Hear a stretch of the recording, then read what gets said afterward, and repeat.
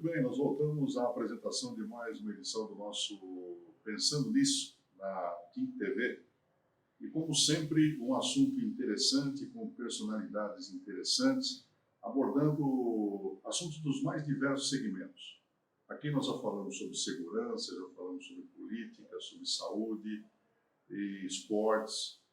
E hoje nós vamos falar de um assunto que eu reputo da mais alta importância com você, que a partir de agora passa a nos acompanhar. Nós vamos falar de saúde.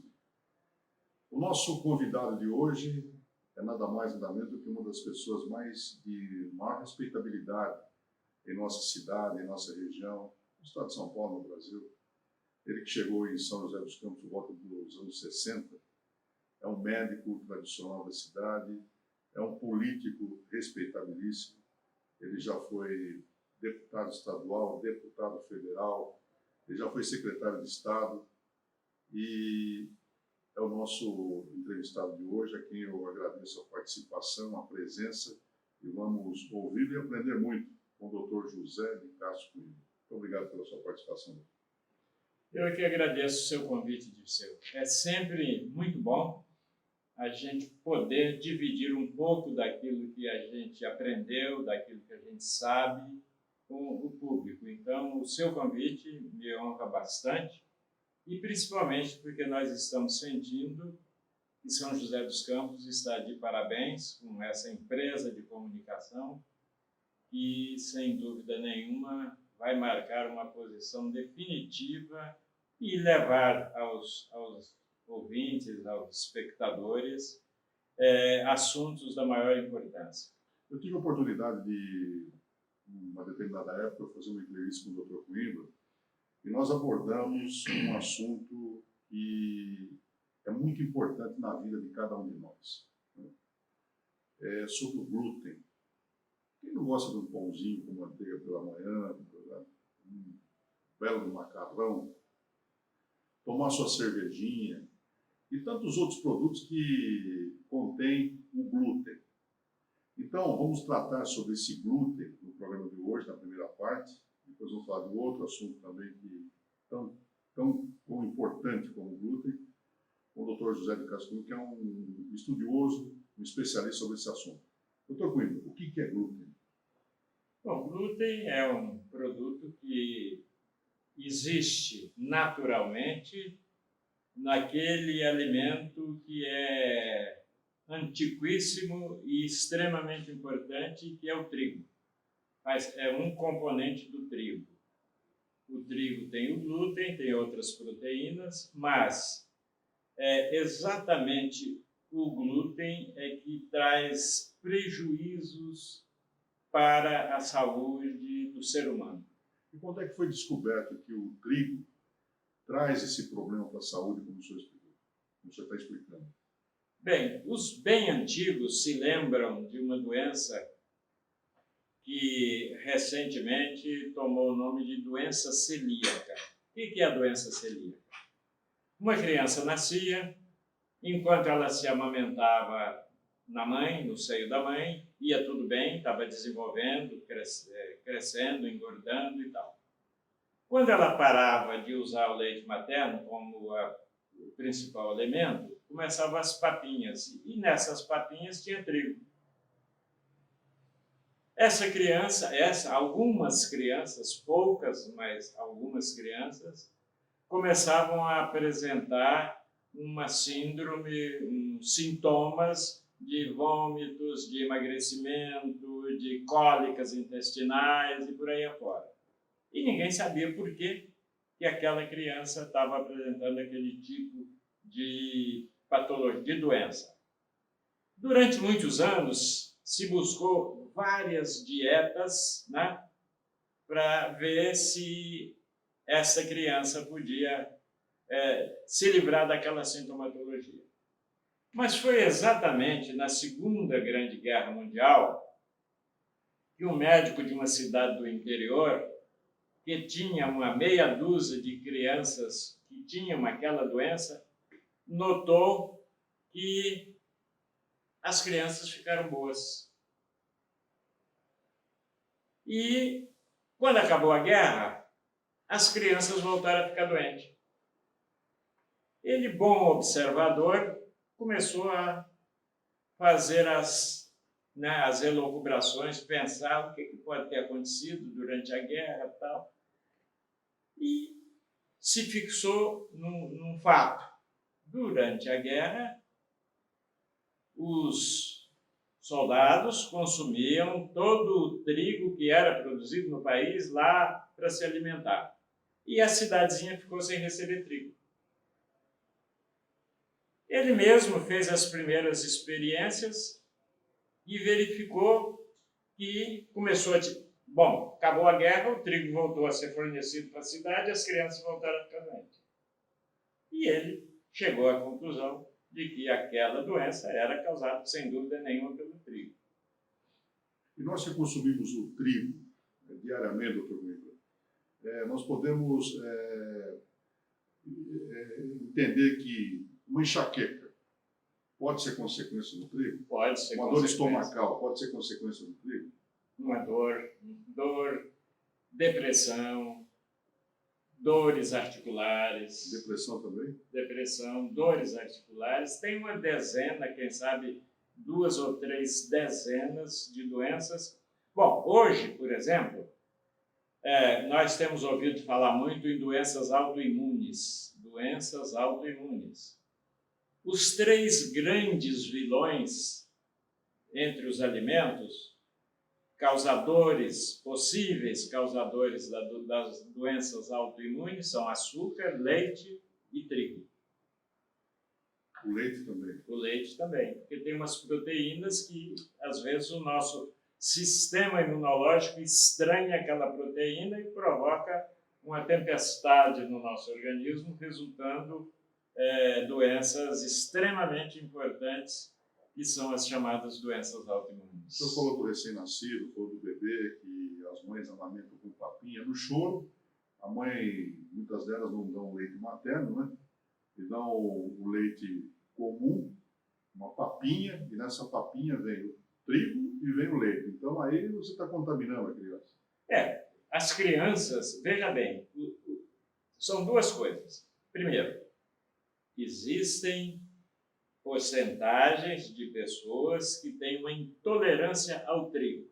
Essas, quando comem algum alimento que tem trigo, vão apresentar algum sintoma. Pode ser diarreia, pode ser vômito, pode ser intestino preso, pode ser enxaqueca, enfim, pode ser uma dor abdominal que vai ao médico, o médico não consegue saber o que está acontecendo.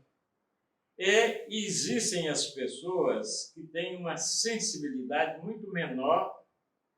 Mas hoje, só para você ter uma ideia, muitos estudos já estão demonstrando que o Alzheimer, por exemplo, e o Parkinson, que são 2 doenças degenerativas que normalmente acontecem, vamos dizer, numa idade mais avançada, elas também têm como responsável o glúten que inflama o cérebro. Isso está bem encaminhado, já tem muitos pesquisadores que afirmam isso, que o cérebro sofre a influência do glúten, provocando Alzheimer ou agravando e Parkinson e outras doenças degenerativas. E lembrando que o glúten, né, doutor Coimbra, não está somente no pãozinho, como eu disse, no bolo. O glúten está numa cerveja, não é mesmo? A cerveja tem glúten, se você prestar atenção, porque, bom, aí a importância do glúten foi tão grande que foi feita uma lei que diz o seguinte: alimentos que têm glúten, você tem que anotar lá. Porque se eu tiver sensibilidade ao glúten, eu sei que eu não devo comer aquele alimento. Então, os alimentos, pelo menos os principais, que tem glúten, vem escrito: esse alimento contém glúten.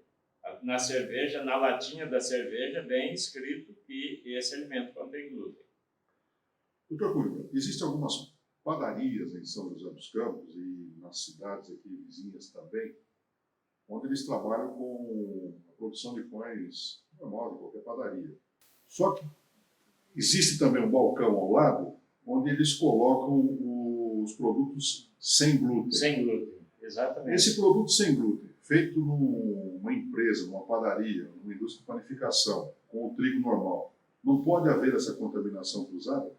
Pode, pode. É lógico que a possibilidade existe. Por isso, inclusive, é que muita gente chega e diz, doutor, eu só como aveia. Eu digo, olha, se você vai usar aveia não tem glúten. Porém, no Brasil, a aveia, de um modo geral, é plantada próxima ao trigal. E aí pode ter uma contaminação cruzada. A aveia é colhida e depositada em galpões onde também depositam o trigo. Pode também se repetir a mesma coisa.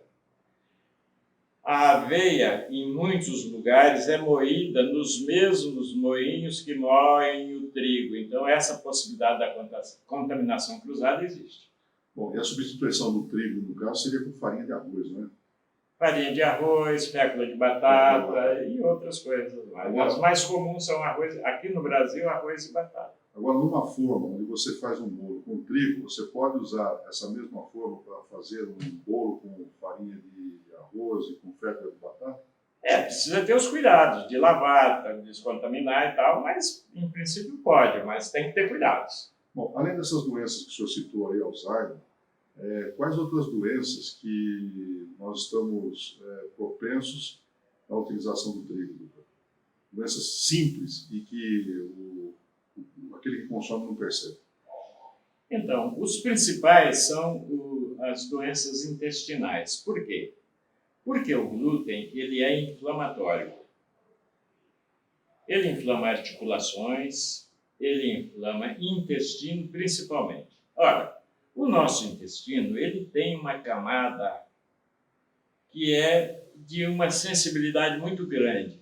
Quando você come alguma coisa que tem glúten, como o glúten vai lá e inflama aquele intestino, essa camada interna do intestino é um filtro para não deixar que o organismo absorva o que não deve ser absorvido.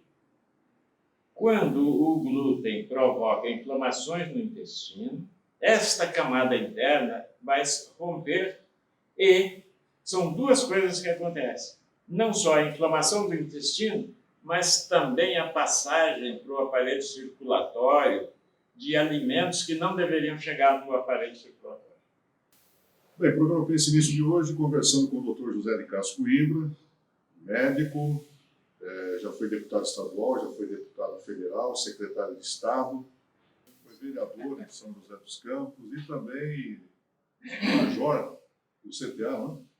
Não, eu saí como capitão. Capitão do CTA. Esse é o nosso querido Dr. José de Castro Coimbra, pesquisador, e hoje nós estamos falando sobre glúten. Estamos dando uma aula aqui desse trigo que é nocivo à saúde, né?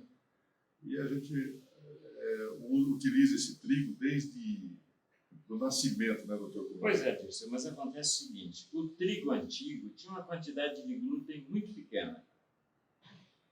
Com o aparecimento do trigo transgênico, a quantidade de glúten no trigo aumentou exponencialmente. Esse transgênico, doutor Coimbra, para o nosso telespectador, que não sabe muito bem o que é, como é que é feita essa transformação?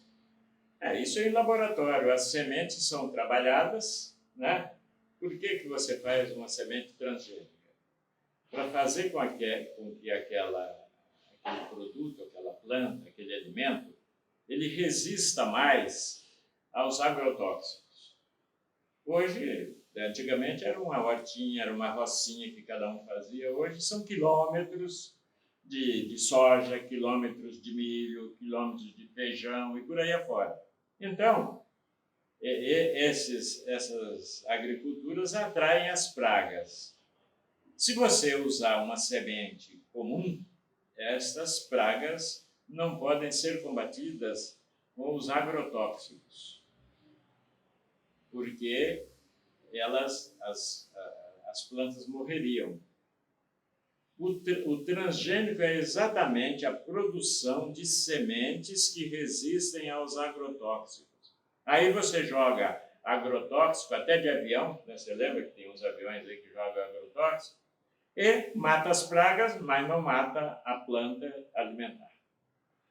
Na Europa, praticamente está proibido o transgênico, principalmente o trigo. E aqui, a nível de governo, qual a providência que estão sendo tomadas, se é que estão sendo tomadas?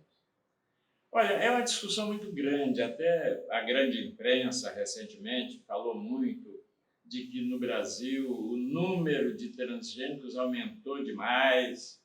A ministra veio e disse, não é que os transgênicos aumentaram, é que nós estávamos esperando para registrar os genéricos dos agrotóxicos e por isso é que aumentou o número e tal. Mas nós temos aqui a necessidade, em função do tipo de cultura que nós temos, de usar o agrotóxico. E para usar o agrotóxico tem que usar o transgênico, senão o rendimento não satisfaz o investimento. Bom, e com os estudos que o senhor tem, doutor Coimbra, e acompanhando o desenvolvimento desse glúten no mundo, né, como é que o brasileiro pode se safar dessa situação? Como é que ele pode escapar disso? Porque há necessidade do corpo humano de consumir esse glúten, né? Porque quem não gosta de uma bela macarronada, quem não gosta de uma massa, não é verdade? E o trigo está incluído nesse... Eu digo sempre para os meus clientes o seguinte: no alimento existe o saboroso e o saudável, né? Ora, a indústria alimentícia, que é poderosa, ela consegue fazer uma mistura usando o açúcar, o sal, a gordura, etc., temperos e tal, para o alimento ficar muito saboroso. Mas esse alimento, na maioria das vezes, não é saudável. Até os nossos avós, o alimento era usado para nos sustentar. Tanto que quem viveu, principalmente no interior, lembra que ninguém falava de alimento, falava do sustento. Eu vou comprar o sustento. Hoje, predomina a escolha dos alimentos saborosos. E os alimentos saborosos, na maioria das vezes, não são saudáveis. E a nossa máquina, eu costumo sempre dizer para os meus clientes, quando eu preciso fazer com que eles raciocinem para não utilizarem determinados alimentos. Ele diz, olha, você tem carro? Tem. Você abastece com o quê? Gasolina. Tudo bem. Experimenta abastecer com óleo diesel para ver o que acontece. Seu carro vai para a oficina. Se você usar um alimento que não é saudável, você vai terminar no ambulatório médico.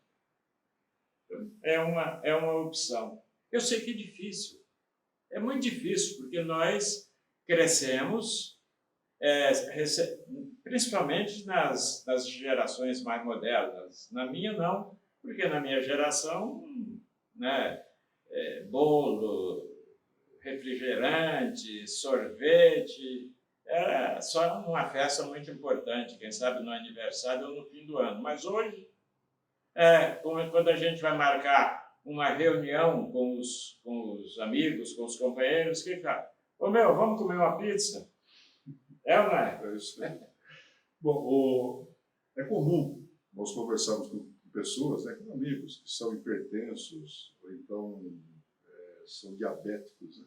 Sim. Agora, é comum também esses nossos amigos e amigas terem problemas estomacais, como nós falamos há pouco, enxaqueca, cabeça. Olha aí, aproveitando, Dirceu, se você tiver refluxo, antes de operar a hérnia de hiato, que está na moda, retira o trigo da alimentação. Então, essas pessoas que têm esses problemas, eles não sabem, mas podem ser celíacos. E como o doutor começou falando sobre essa doença que está... Não é nova, não, né, doutor? O celíaco, né? Não, sempre existiu. E o celíaco é uma doença que vem do trigo. Né? Só que era muito menos porque o trigo antigo, né, ele tinha uma quantidade de glúten pequeníssima. Na medida em que o transgênico foi chegando e foi se estabelecendo, e hoje 99% do trigo brasileiro é transgênico, as reações indesejáveis aumentaram bastante. Então, você que está nos acompanhando aí, você pode ser um celíaco e não está sabendo que é um celíaco que passa por uma doença aí que tem atrapalhado a vida de muita gente, né? E essa doença é originária desse trigo que o Dr. Coimbra está dizendo, que tem judiado das pessoas. Agora, doutor, como médico, qual a recomendação que o senhor faz para o nosso telespectador? Como? Qual é a recomendação que o senhor dá ao nosso telespectador em relação a esse assunto que nós estamos debatendo? Veja bem, nós temos 2 epidemias, ou quem sabe até mais, que aconteceram por causa das mudanças dos hábitos alimentares, né? Até recentemente, nós tínhamos aí 1% de diabético na população adulta. Hoje estamos batendo em 10%. Quem vê uma fotografia da família lá, dos avós, dos bisavós, vê que não tem nenhum obeso, nenhum com sobrepeso naquela fotografia. Hoje, a população brasileira já está com 50% de sobrepeso, de obesidade, e uma parte, infelizmente, com obesidade mórbida, que é aquela obesidade de 150 quilos, 140 quilos ou mais. Então, nós estamos vivendo um momento extremamente decisivo, que eu acho que a administração pública precisa tomar providência, principalmente em relação às dietas nas creches e nas escolas. Se a criança, nas creches e nas escolas, começar a ser educada para utilizarem alimentos saudáveis e não saborosos, provavelmente essa criança, ao chegar na adolescência ou no adulto, na idade adulta, ela vai continuar fazendo aquela alimentação saudável. Acho muito importante, acho que todo prefeito, todo secretário de saúde teria que pensar bastante nesta consequência que está acontecendo. Porque, olha, o obeso tem muito mais chance de ter pressão alta, de ter diabetes, de ter doenças de articulação, né? Porque você bota 120 quilos em cima de um esqueletinho que foi feito para ter 60 quilos, vai acabar com a cartilagem do joelho, vai acabar com a cartilagem do tornozelo e por aí afora. Então, nós precisamos, ainda na idade bem inicial da vida, quando está na creche ou quando está na escola, ter merenda saudável e alimentação saudável na creche. Entendeu? Pense nisso que o Dr. Coimbra acaba de explicar, né? Nós falamos nesse primeiro bloco sobre o glúten, essa explicação importante do Dr. Coimbra, e nós vamos seguir com o nosso Pense Nisso, conversando com o médico, o Dr. José de Castro Coimbra, e nesse segundo bloco, depois do glúten, informações importantes do senhor, da senhora, da mamãe, e para você jovem também.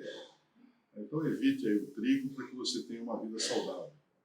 E faça uma consulta, de repente você pode, com esses problemas que você tem, não sabe, ser um celíaco.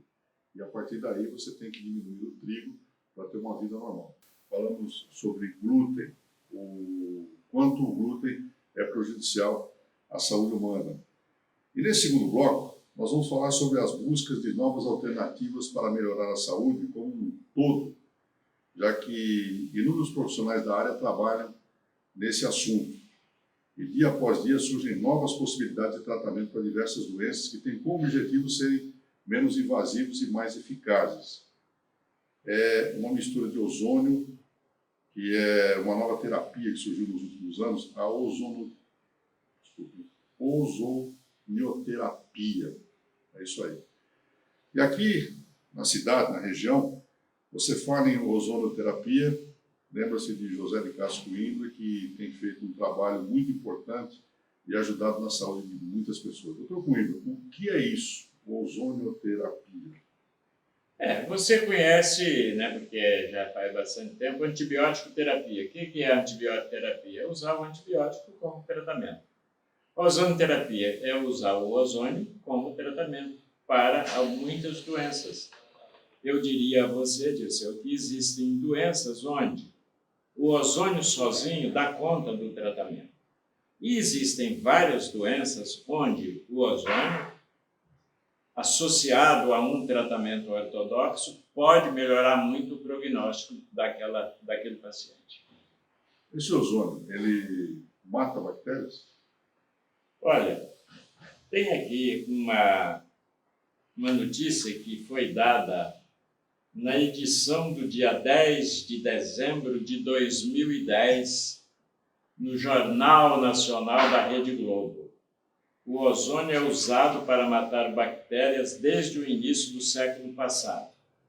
Mas o Hospital das Clínicas de São Paulo descobriu que ele pode destruir os micro-organismos que nem antibióticos conseguem combater.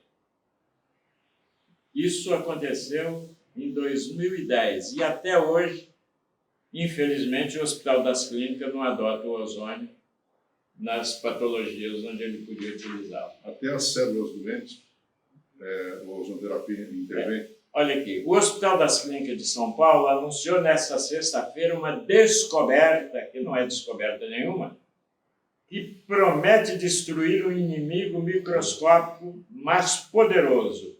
Os cientistas encontraram uma forma de combater a superbactéria KPC, que provocou a morte de 18 pessoas em Brasília esse ano. É uma bactéria super poderosa. Por quê? Porque ela é resistente a todos os antibióticos. E lá no Hospital das Clínicas, eles fizeram um teste e ficou provado que a KPC era destruída unicamente pelo ozônio. Por quê? Porque o ozônio é, sem dúvida, o melhor virucida, mata vírus, bactericida, mata bactérias, fungicida, mata fungos que provocam algum tipo de doença. Bom, e em quais países, doutor Coimbra, a ozonoterapia é prescrita por médicos? Em quase todos os países da Europa. Na América do Sul nós temos Argentina, Equador, Chile, México, Estados Unidos. Agora, o país onde mais se usa ozônio no mundo chama-se Alemanha. E o segundo país, Cuba. Porque quando Cuba sofreu aquele bloqueio dos portos em 1960, ela ficou um tempo sem receber matéria-prima para fabricar medicamentos. Como eles já tinham uma experiência com ozônio, veio a ordem lá de cima, olha, utilize ozônio onde der. E o pessoal começou a utilizar ozônio em várias patologias, e isso foi muito bom, porque eles descobriram que em muitas patologias onde não se sabia que o ozônio podia ser útil, eles terminaram descobrindo e publicaram, e hoje aquela experiência de Cuba vem sendo aproveitada pelo mundo todo. Mas na Alemanha é onde mais tem clínicas que trabalham com ozônio. Bom, Mas Espanha, França, Inglaterra, Japão, Rússia, etc. E no Brasil, como é que está? No Brasil nós temos um paradoxo. Quem primeiro começou a utilizar a ozonoterapia foi a medicina. Mas o nosso Conselho de Medicina, eu não entendo por quê, não aprova a utilização do ozônio. Então, o resultado é o seguinte: os cirurgiões dentistas estão autorizados pelo Conselho de Medicina de Odontologia a utilizar ozônio onde há indicação. Os veterinários estão nadando de braçada utilizando o ozônio e curando doenças que eram incuráveis. Tá? O ser humano. E nós, humanos, não podemos utilizar o ozônio pelas portarias aí emitidas pelo Conselho Federal de Medicina. É uma pena, é um retrocesso. Agora, o senhor, como estudioso sobre isso, por que, doutor Coimbra, nós não podemos, o humano não pode usar o ozônio no Brasil se os países do mundo estão usando, prescrevendo esse ozônio? Pois é, acontece o seguinte, o Conselho Federal e o Ministério da Saúde, num equívoco gigantesco, resolveram que o ozônio só poderá ser usado se nós fizermos aqui uns trabalhos, umas experiências e ficar provado que o ozônio é bom. O que já foi feito nos Estados Unidos, na Inglaterra, na França, na Espanha. Nós adquirimos medicamentos que foram aprovados lá pelo FDA e aqui nós aprovamos, a Anvisa aprova. O ozônio que está aprovado em todos esses países, a Anvisa se recusa a aprovar no Brasil. Mistério. A indústria farmacêutica está por trás. É um mistério, é um mistério. Mas existe um grupo de médicos aqui no Brasil, que o senhor faz parte, que tem trabalhado junto ao governo federal para que isso possa ser revisto? Nós fundamos em 2006 30 médicos, entre os quais eu me incluo. Nós fundamos a Associação Brasileira de Ozonoterapia, que tinha e que tem ainda como objetivo principal formar médicos que saibam trabalhar com ozônio, que não é mistério nenhum. Um curso de uma semana, 3 dias, fim de semana, você aprende a manejar o ozônio. E isso fez com que muitos médicos se interessassem, mas, infelizmente, os médicos mais jovens, eles têm um pouco de medo, porque se a Anvisa proíbe, uma hora ou outra pode chegar no consultório deles e fechar o consultório e dar um transtorno danado. Eu continuo fazendo a ozonoterapia, porque se chegarem no meu consultório fechado, quem sabe, eu já estou mesmo na hora de pendurar a chuteira com 90 anos, então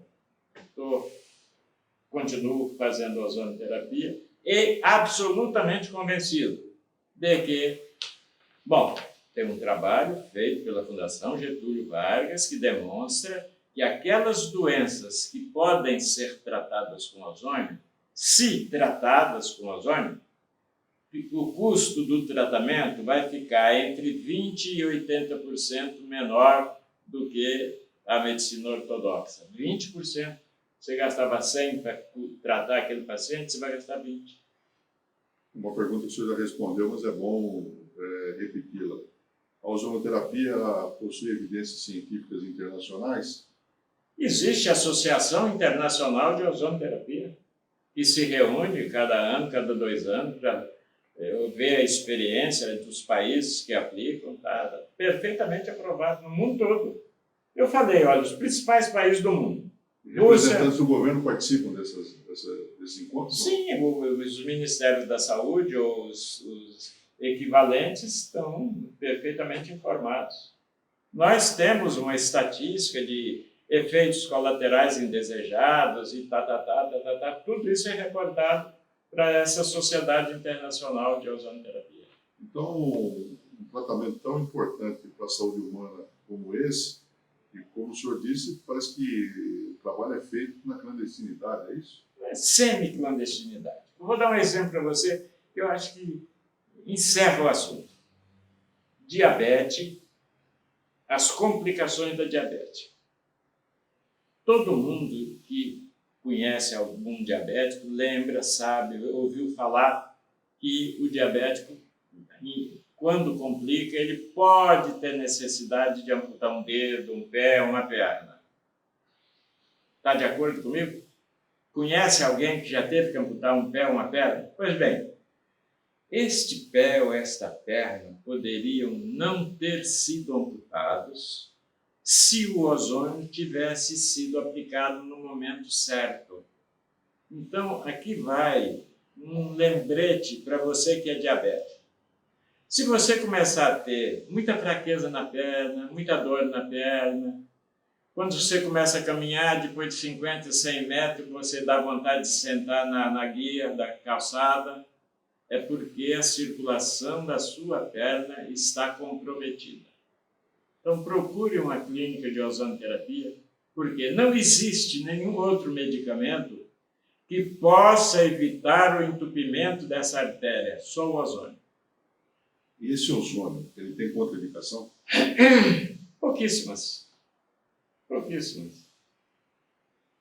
não deve aplicar em paciente que sofreu uma hemorragia grave, não deve aplicar em paciente que tem algumas doenças sanguíneas, em paciente que tem hipertireoidismo descompensado. É uma meia dúzia de doenças que contraindicam a aplicação do ozônio. E como é realizado esse procedimento, Dr. Coimbra? Bom, o ozônio, ele existe como gás, ele existe, você pode ozonizar alguns óleos, né, tipo o azeite de oliva, os óleos que têm ligação dupla de carbono, para aplicação local, o óleo. Ele pode usar com a água ozonizada e pode usar como gás, injetando nos lugares que estão inflamados. Por exemplo, foi lá hoje, por exemplo, foi lá um atleta, ele é jiu-jitsu, futebol, já operou 3 vezes o joelho, porque rompeu o menisco, tem um monte de coisa e tem muita dor. Então, você aplica ali uma quantidade de ozônio indicada para aquele caso, na articulação do joelho. Como o ozônio ele é anti-inflamatório e anti-álgico, ele desinflama e ele diminui as dores. É o tratamento local, pode ser no joelho, pode ser no quadril, pode ser no tornozelo, pode ser no cotovelo e por aí afora. Pois bem, e quando você precisa de uma ação sistêmica no corpo todo, a melhor via de aplicação é pela insuflação retal, como se fosse colocar um supositório nesse paciente. E eu diria a você que o ozônio retal, que é 98% das aplicações de ozônio no mundo, são insuflação retal. O programa Pense Nisso de hoje falando sobre saúde. No primeiro bloco nós tratamos sobre glúten, ouvimos aí as explicações do médico e também especialista e pesquisador, o nosso doutor José de Castro Coimbra, e nesse segundo bloco estamos falando sobre ozonioterapia. Doutor Coimbra, ainda sobre ozonioterapia, para quais doenças são indicadas a ozonioterapia? Olha, disse, eu fiquei sabendo até que cirrose hepática pode ser curada com a ozonioterapia. Vou pegar do fim para o começo. Realmente, a cirrose hepática, principalmente a cirrose hepática alcoólica, que é a mais frequente do Brasil, eu tenho absoluta certeza e queria conversar com você que eventualmente esteja aí numa fila de transplante de fígado. Fala com o seu médico, vê se ele autoriza você enquanto você espera, até porque às vezes a fila não anda, para você fazer a ozonoterapia. Eu já tratei vários pacientes que estavam com o seguinte diagnóstico: não tem mais o que fazer a não ser transplante de fígado. Claro que o colega que disse isso não conhece a ozonoterapia, senão ele podia ter dito o seguinte: olha, no seu caso, só existe 2 alternativas. Uma mais conservadora, que é a ozonoterapia, e outra mais intensivista, que é o transplante do fígado. Então, não tenho a menor dúvida, absoluta convicção, se todos os pacientes fossem obrigados a fazer um tratamento com ozônio antes do transplante, o número de cirurgias diminuiria bastante. Aliás, existem países, a Espanha é um deles, onde a cirurgia de coluna só pode ser feita depois que o médico que faz ozônio der um atestado que fez ozônio e não conseguiu resolver, aí então se estuda a possibilidade de uma cirurgia. E a ozonoterapia também é importante na diabetes? Extremamente importante. Por quê? Quais são as complicações da diabetes mais frequentes? Entupimento das artérias. Quais artérias? Da retina, todo mundo se lembra, que um diabético tem muita chance de ir perdendo a visão e, às vezes, ficar totalmente sem visão. O entupimento das artérias do cérebro, o famoso derrame. Os entupimentos das artérias do coração, as coronárias. Os entupimentos das artérias das pernas, que nós até já falamos aqui um pouquinho. O entupimento das artérias renais.